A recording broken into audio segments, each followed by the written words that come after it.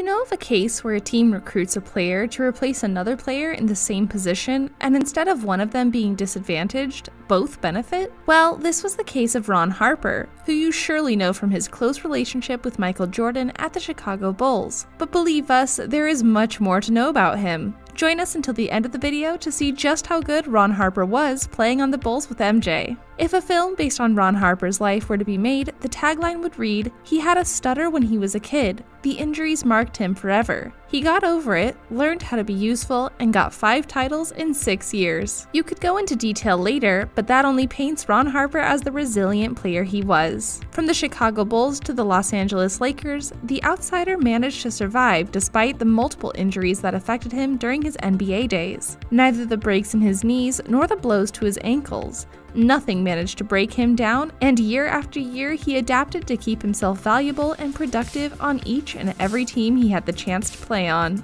Ron Harper was born on January 20th, 1964 in Dayton, United States. And since he was a child, he had to get used to obstacles. Ron and his twin brother were the youngest of 6 children raised by only one mother, Clarissa Harper, who had to hold vast jobs ranging from a school teacher to an assembly line employee at a General Motors factory. To that long-suffering childhood, Ron added a stuttering problem that prevented him from performing optimally at school. In addition, he was not doing as well in basketball, and in his first year of high school, which he attended Belmont High School, he was cut from the team and could not play until later as a sophomore. However, Ron gradually grew up, and after a transfer to Kaiser High School, he managed to settle down, grow up, and take off. On the court, he could do anything, both forward and backward. He had the word defense written on one shoe and the word offense written on the other. Can you believe it? That's how good he was. In his senior year, his level was such that he averaged 20.5 points, 13.4 rebounds,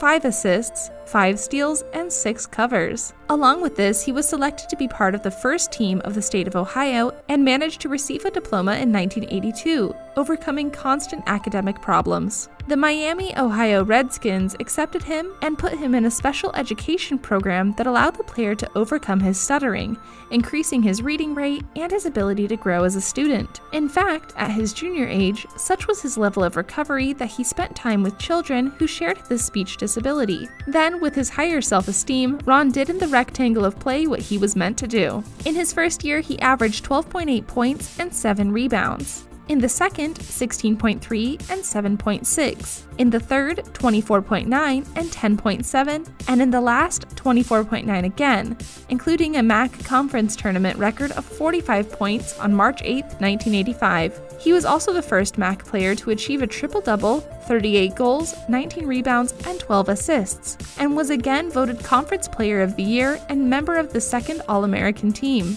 Harper left Miami as the college's all-time leader in points, 2,377 points, and rebounds, 1,119. In addition, he was the first in the university to score 2,000 points and grab 1,000 rebounds as the player who holds the record for the Redskins in point averages, 19.8. Games as a starter, 118. Minutes played, 4,164. Covers, 173. And field shots, 969.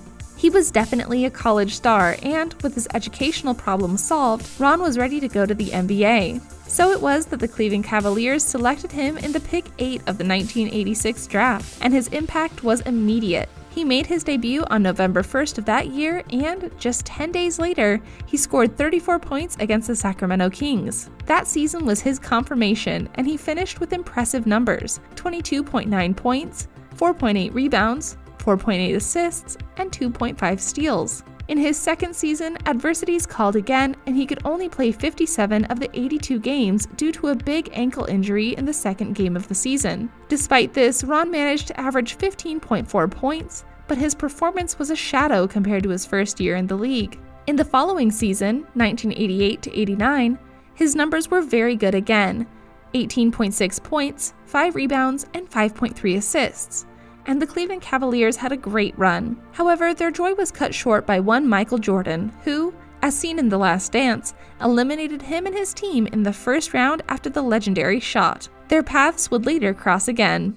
In his 4th season with the Cavaliers, things were not very good, and after 7 games, he was told that he was transferred to the Los Angeles Clippers, a team where, at that time, nobody wanted to go. The news fell to him like a punch from a boxer, and he didn't understand much about what was happening to him. Fortunately, Ron was able to prove his worth and once again had excellent performances that allowed him to win the first 28 games of 1989-90. But after that came the worst, a cruciate ligament injury in his knee that accompanied him and eroded him for the rest of his career. However, Ron again demonstrated a special capacity for resilience, and in January 1991, he returned to the courts, finishing the season with 19 points and 5.6 assists. Over the next 2 seasons, the outside grew, and so did the Californians as they made the playoffs in 1992-93. At the end of 1993-94, Harper became a free agent, and after dispelling the doubts about his knee, he managed to sign a contract with the Chicago Bulls, a team that was in the process of rebuilding after the departure of its top star, Michael Jordan. At that point, his role changed completely, and he became a complementary player, able to contribute to the move and from his defensive intensity.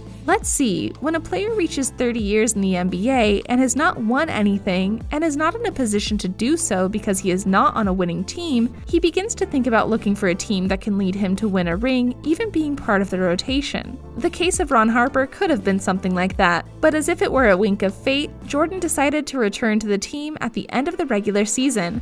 But the Bulls ended up falling in the Eastern semifinals against the Orlando Magic. After that shakeup, everyone got psyched that they wanted a rematch, and so the Bulls of 72 wins and 10 losses appeared in the following season. Since that time, Ron Harper and the Bulls have earned 3 consecutive rings in 1996, 97, and 98. Finally, that ring with the Bulls in 1998 was also the last dance of that Phil Jackson team. But not the last of Ron, who, in October 1999, signed with Kobe Bryant and Shaquille O'Neal's Los Angeles Lakers. As if it were a charm, the California team swept the board, and the championship came back to Harper that same year, when the Violets beat Indiana Pacers 4-2 in the finals. In the 2000-01 season, Ron completed his 25th season in the league, and injuries again haunted him, forcing him to play just 47 games. In turn, Derek Fisher took away the starting point guard position and could only play 6 playoff games. Despite that, Jackson managed to knock out the Philadelphia 76ers in the 5th match, 4-1 in the series, achieving the 2nd ring in a row and the 5th in Ron's career. After that season, Ron and his knee said enough, and the point guard retired from the competition by the big door, winning 5 titles in 6 years and proving that no matter how hard life hits, you always have to be willing to stand up and keep fighting. So, is it fair to ask at this point if Ron Harper was a good player, or was he just lucky enough to join Michael Jordan? I think after all this data, you can conclude that it's not so. But we'll tell you something else. Wayne Embry knew Ron Harper very well.